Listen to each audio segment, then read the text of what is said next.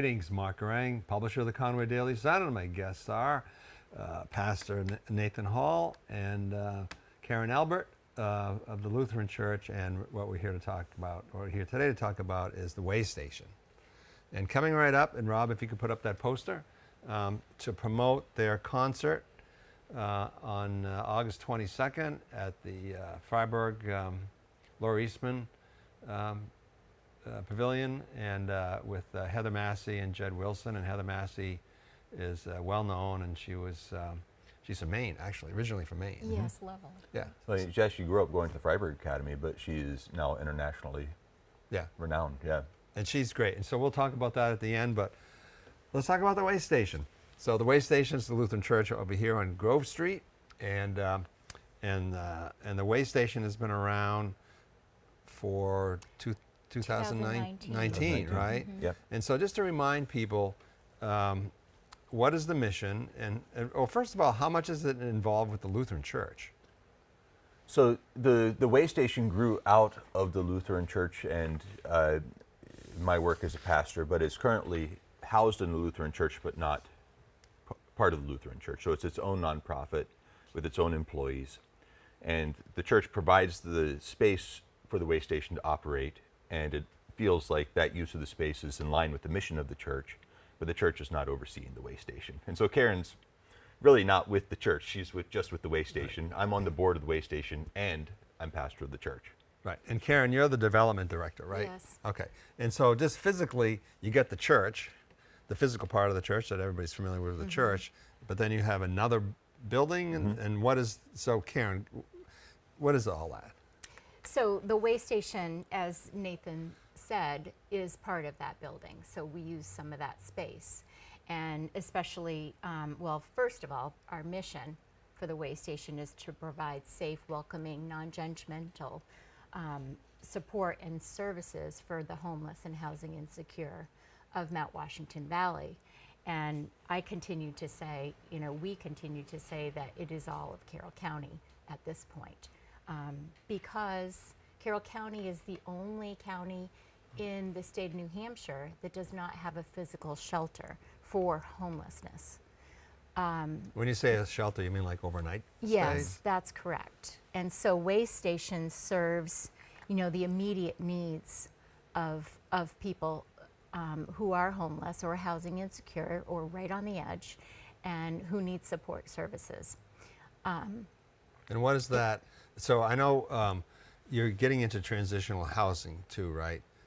We hope. We hope. Okay, so let's put that, so let's talk about Yeah. that. That's separate from shelter. Yes. Okay, so that's some of the language here for us.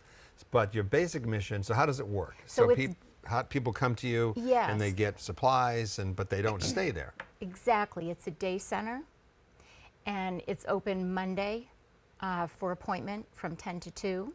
So people can call and make an appointment with Dan to see him and to go over their needs. And Dan is our, Dan Levine is our client coordinator. Okay. So he is the client-facing person and operations of the Way Station.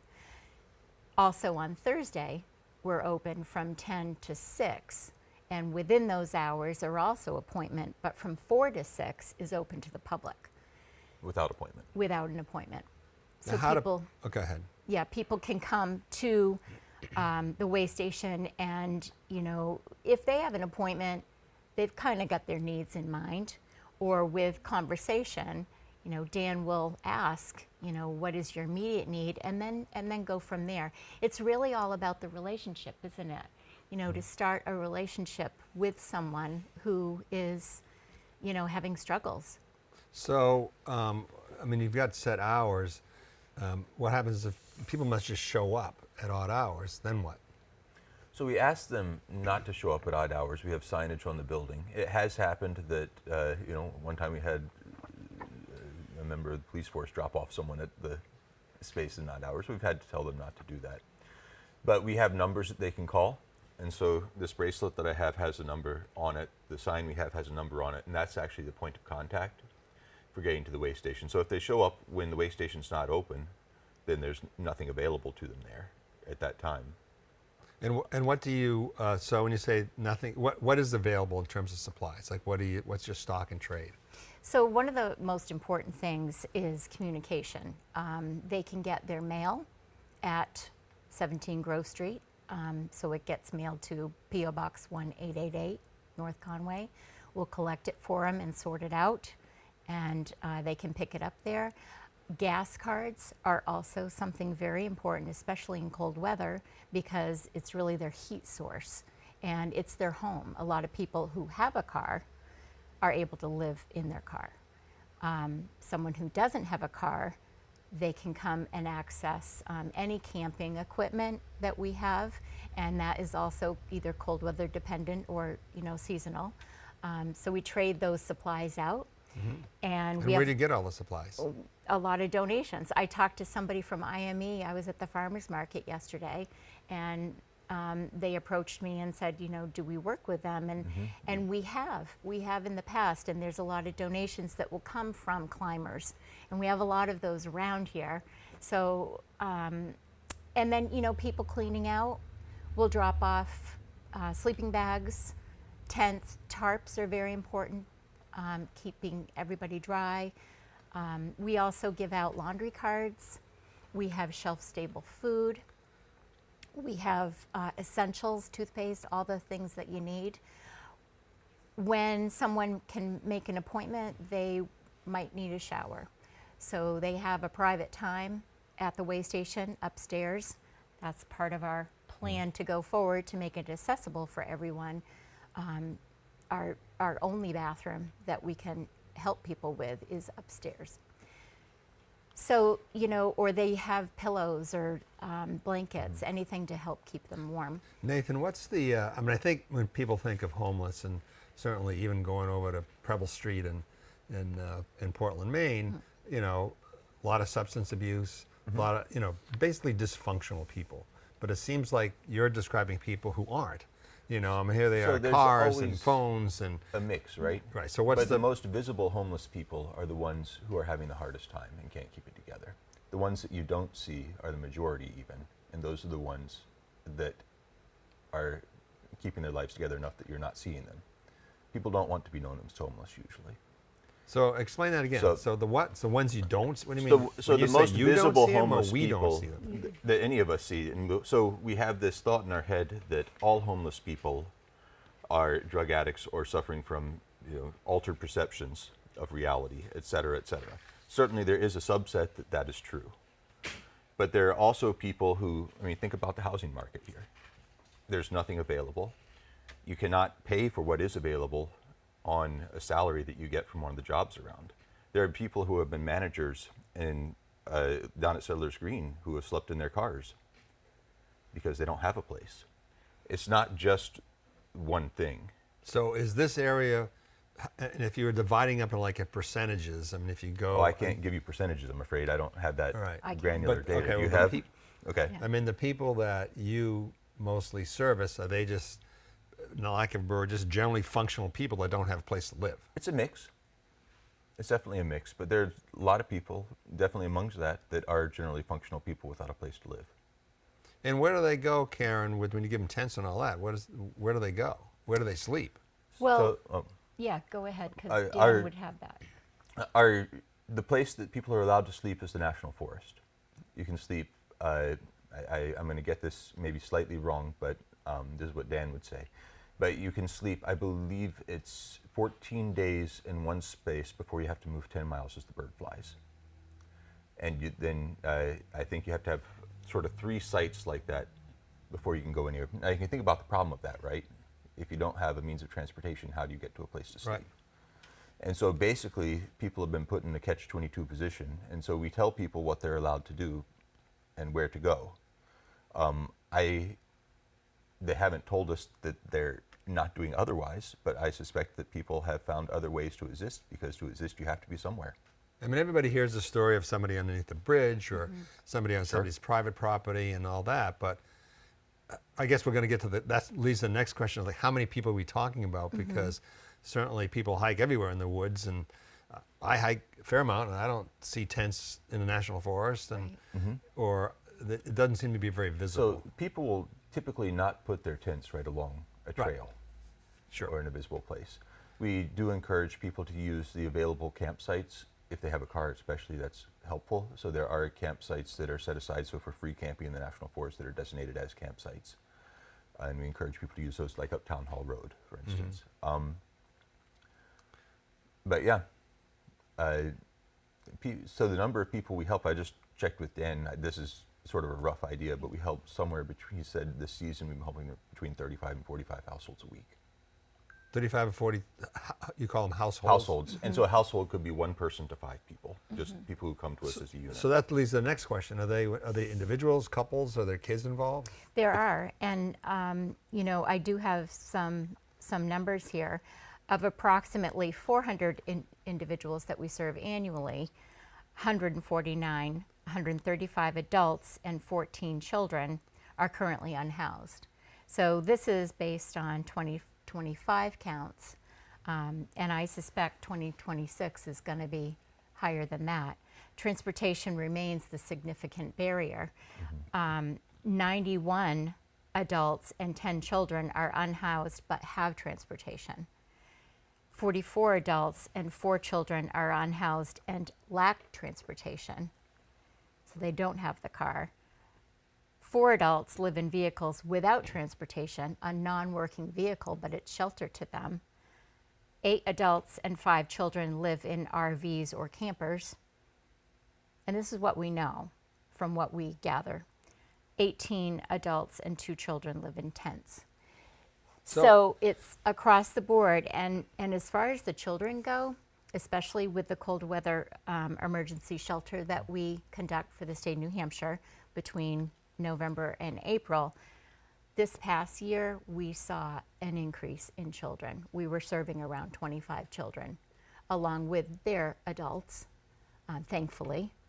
I don't know if we serve any children on their own. They would be, I a believe whole not. other outfit would take No. care of that. I mean, housing is an issue, you know, everywhere around the country actually, Yeah. but it seems like Yeah. it's more pronounced here, you know. So do you think that specifically creates a certain population? I mean, literally, it's think just harder to get It homes. contributes, certainly. I mean, you think about it, we are asking people to participate in a housing economy that's based on competition with people buying second homes from Massachusetts, et cetera. Yeah. And so that's going to drive prices. Yeah. And do you have, are these local people? I mean, they're local here. They're local because they're here. But do they originate? Are they natives? Like, where do they? It depends on how you define native, know. right? Well, I mean, not because native natives, right? Yeah. I'm not. I've been here 9 years now, and I'm clearly not native in many people's minds. But I'm now local, I think. Yes, I appreciate that. So, but are they local that they live and work here, or are they itinerant, put it that way? There's a mix, mostly live and work here. We have a few who come through every summer who are just exploring the world, but mostly. And how many work? Like a general, typically are people working that you serve? I think that Many. we counted 30 around, or 30%. 30%? I'm not sure. 30 rings I don't a have bell. that number.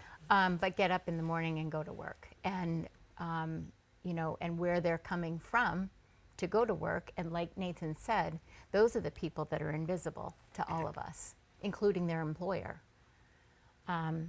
You know, again, with a relationship with their employer might be able to help them as we can.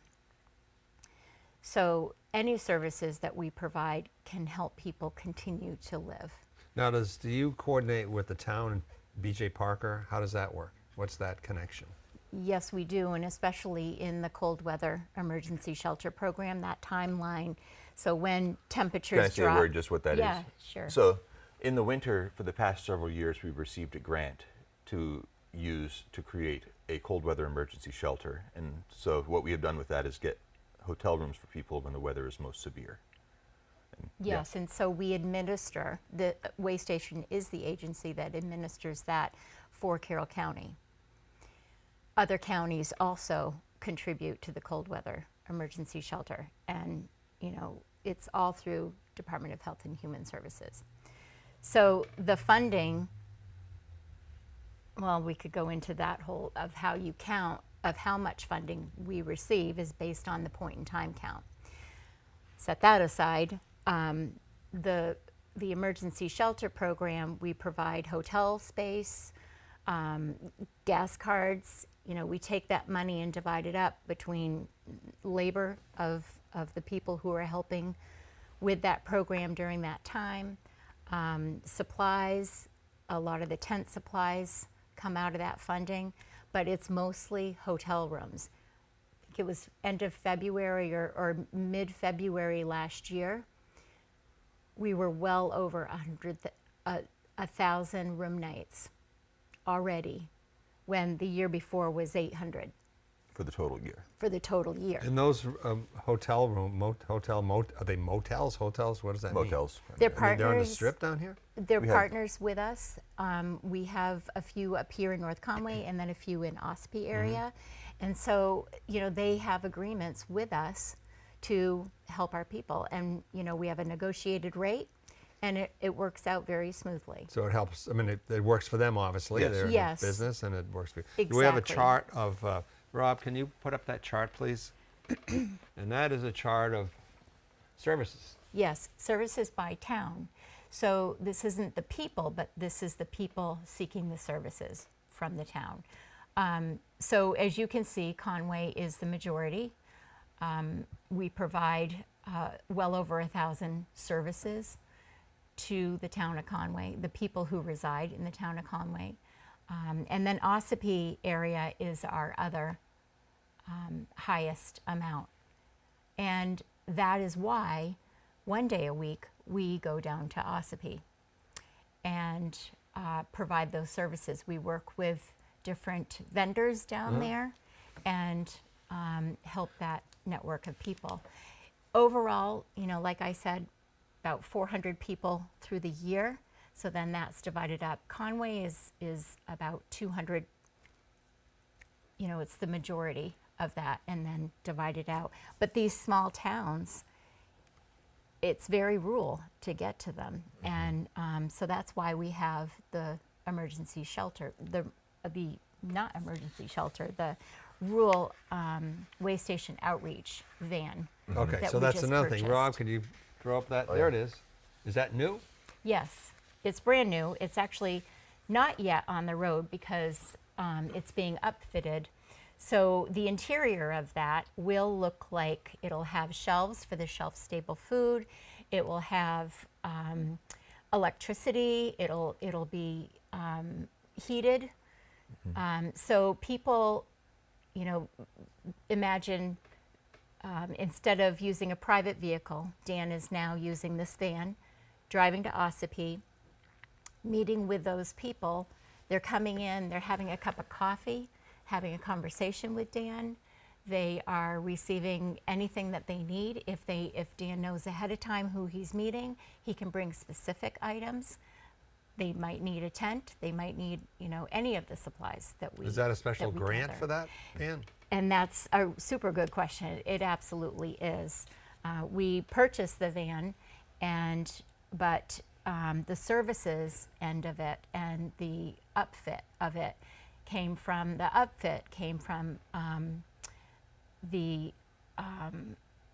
CCFAN, Carroll County Food Access Network, because they wanted to help us provide shelf-stable food to people. Pequawket Foundation, Kiwanis Foundation, Hannaford, New Hampshire Electric Co-op, Bank of New Hampshire. These are all grants that we've written that really take up what it takes to operate that van, which is around $25,000 a year. But we don't yet know because it's not yet operating, but we guesstimate that that's what it will be. And the housing aspect of it, talk about, Pastor, talk about are you getting into the housing, transitional housing? I So- guess that's the word. What our hope to be doing is that we would, like, at some point, we would love to create a shelter somewhere. We're not at the point where we have the infrastructure available to us to do that. You couldn't, no space here. It's not the space only, but also the staffing and the finances to support staff that would be overnight and the case management and the things that would need to go with that. So we don't have that infrastructure yet. This is basically just having short-term apartments that people who could, like any apartment, you pass a background check, you have references, and you would be able to go and stay in the apartment. It would just be a sort of boarding house setup where people would have a room for themselves or their family, and they would live there while they were trying to find something else in this crowded market. And so this would be for the stable clients, the ones who are able to live in community safely. I mean, you have a plan. I mean, that seems, here we are in a housing shortage for people who could afford an apartment. You can't find apartments. So how would you find a building that would be available? Well, this is what we're hoping to do in the ministry center. Where, Here? Yes. Okay, so So we're hoping to use that in that way.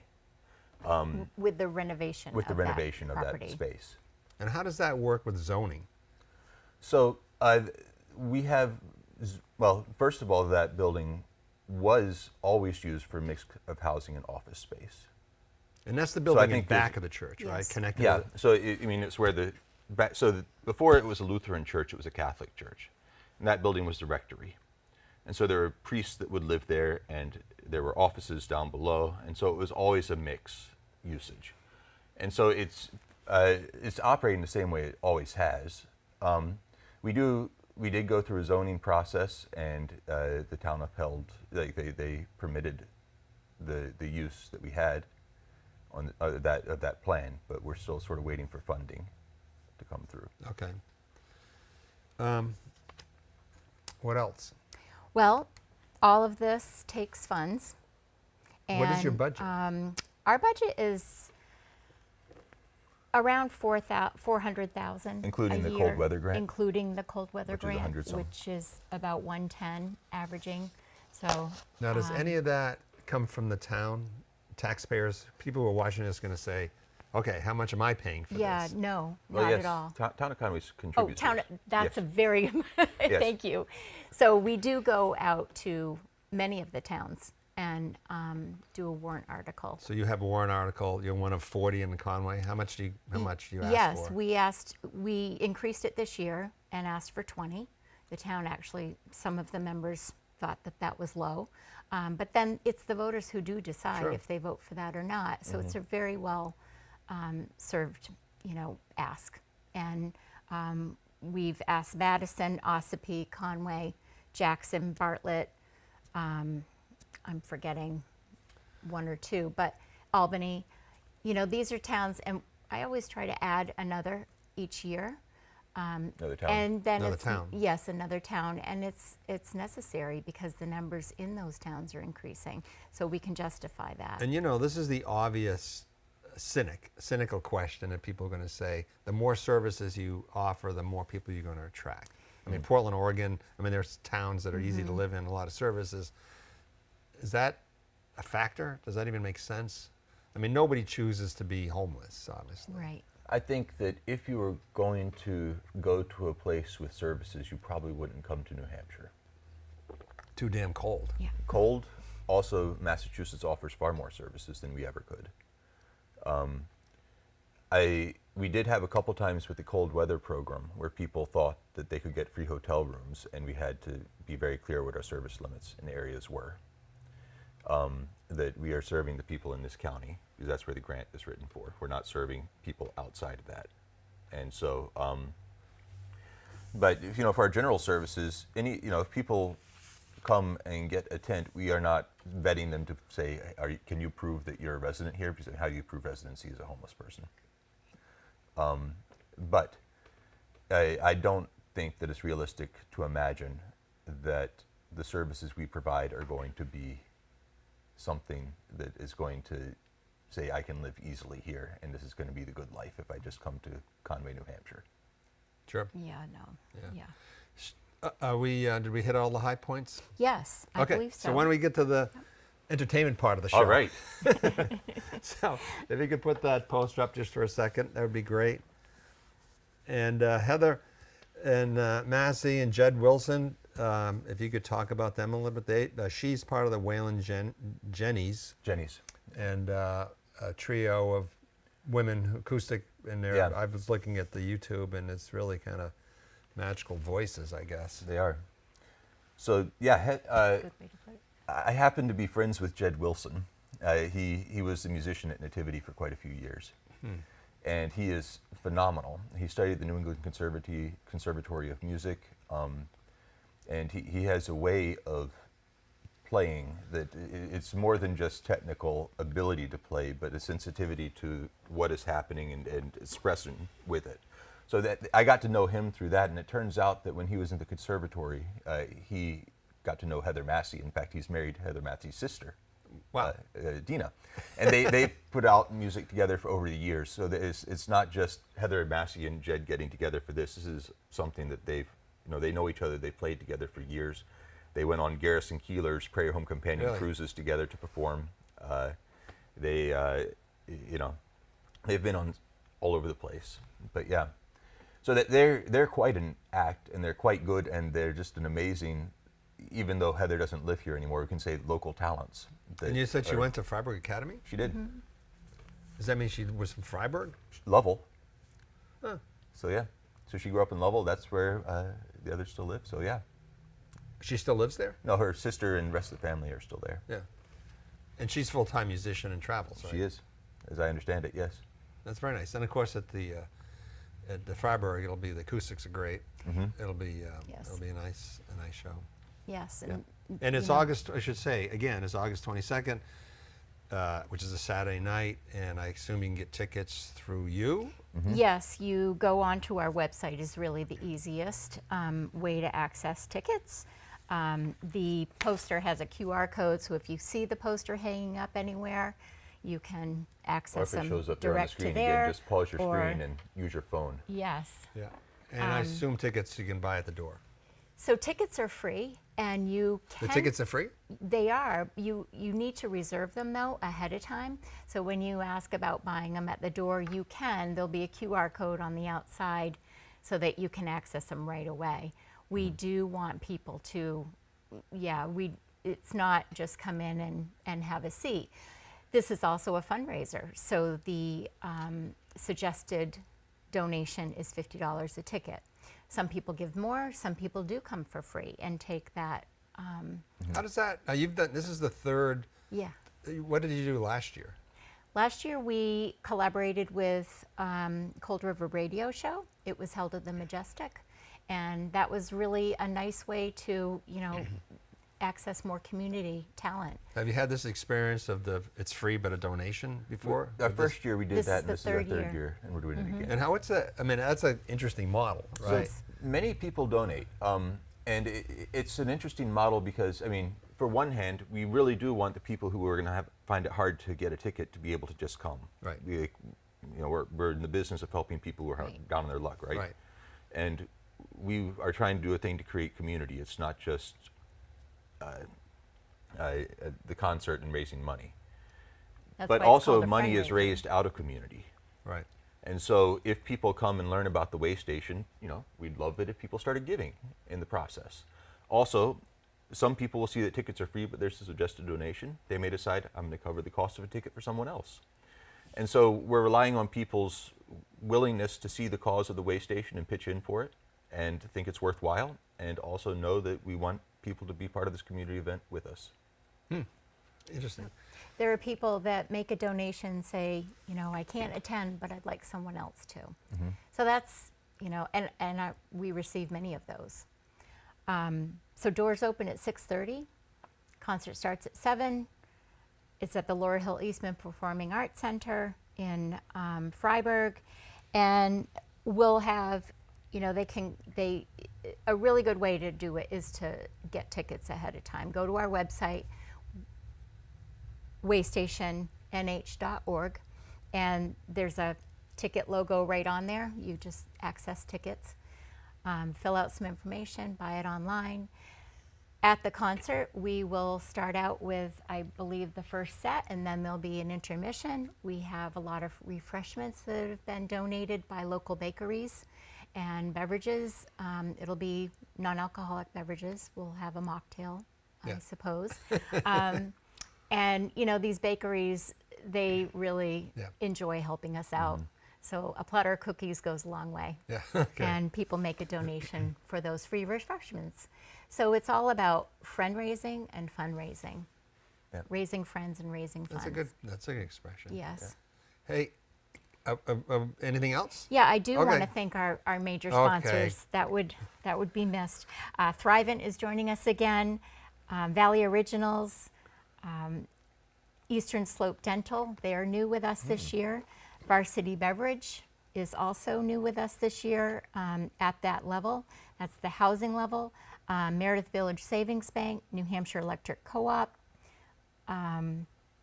Eversource, Chalmers Insurance, Eastern Propane, Tuckerman's Brewery, Badger Peabody and Smith, Kate McPhee, Settlers Green, Lupine Pet, Pinkham Real Estate, and many more who are our neighbor sponsors who are not listed here.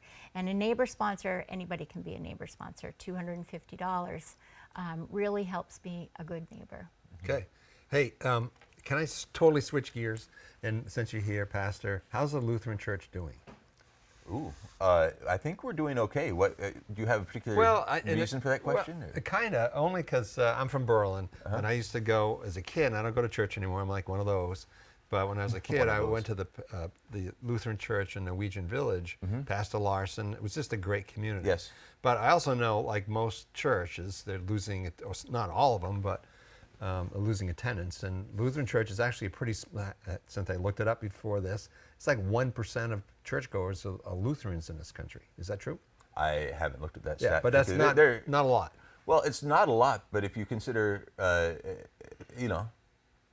we're an odd little niche, especially in New England.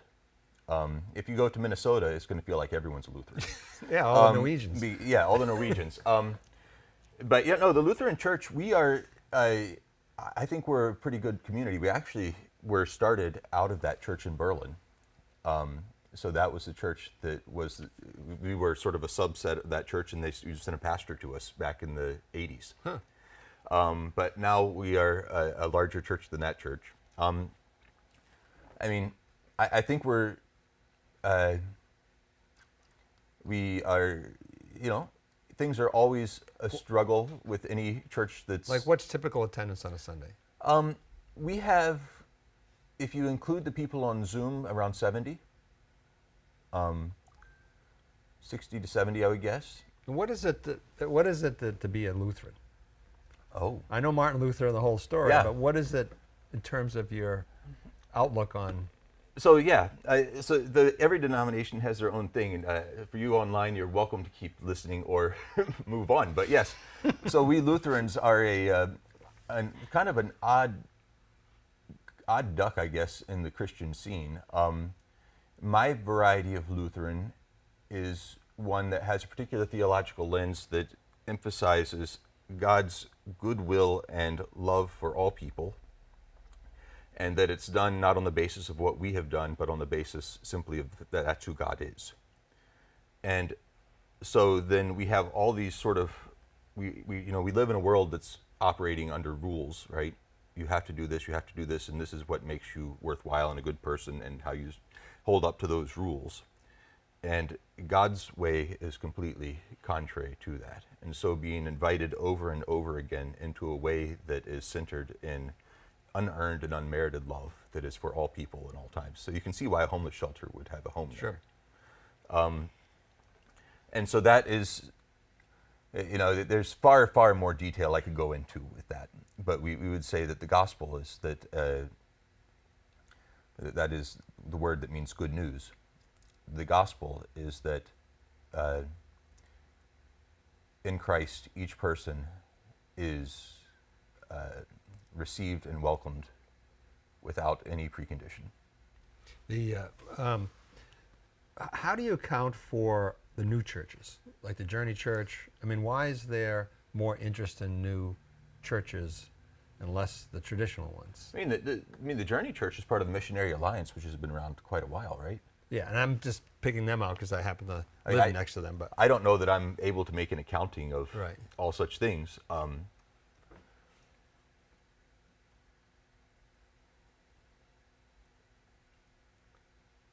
I don't even know that there is more. I mean, I guess they are probably one of the larger churches, right? yeah, Yeah. I haven't made an accounting of that. yeah. I don't know. It just seems that there's interest in new denominations over the last 10 or 20 years. And Some less. new denominations. Yeah. I think that, just in my own world, Lutherans sometimes have a problem that we think too much about being Scandinavian or German or whatnot, and forget the fact that it's actually what we say about who God is that is the central thing for us. Maybe that medium matters too, I'm not sure. Yeah. Well, what I remember about the Berlin Lutheran Church is one is it was very open, and it had great pastry. That would be all the lots of bakers cardamom, I'm sure. from the Norwegian. But all right, I think sorry to diverge there, but since you're here, No, Okay. it's everyone's welcome to Lutheran Church too. But yes, it's a good place. Yep. No. Okay. Well, thank you very much, Pastor. And Karen, always a pleasure to see you. Yes. And good luck with And you the too, Mark. concert on. Thank you. We August hope 20th. to see you there. All right. Okay. Thanks again. Great. Thank you.